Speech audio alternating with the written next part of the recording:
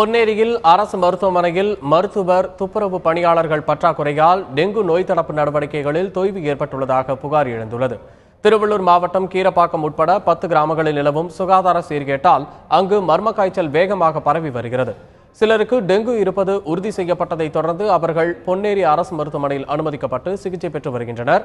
அங்கு நிலவும் மருத்துவர்கள், ஊழியர்கள் மற்றும் படுக்கை வசதி பற்றாக்குறையால் உள்நோயாளிகள் அவதியுறுகின்றனர். இதன் காரணமாக டெங்கு நோய் தடுப்பு நடவடிக்கையில் தொய்வு ஏற்பட்டுள்ளதாக குற்றம் சாட்டிய பொதுமக்கள் பொன்னேரி அரசு மருத்துவமனையில் போதிய பணியாளர்களை நியமிக்க வேண்டும் எனவும் வலியுறுத்தினர். டெங்கு காய்ச்சல் இன்னும் முழு கட்டுப்பாட்டில் கொண்டு வரல. இன்னும் நிறைய மக்கள் இங்கே பாதிச்சிருக்காங்க. இங்கே இருக்கிற அரசு மருத்துவமனையில் போதிய மருத்துவர்கள், தகுதியான மருத்துவர்கள் கிடையாது.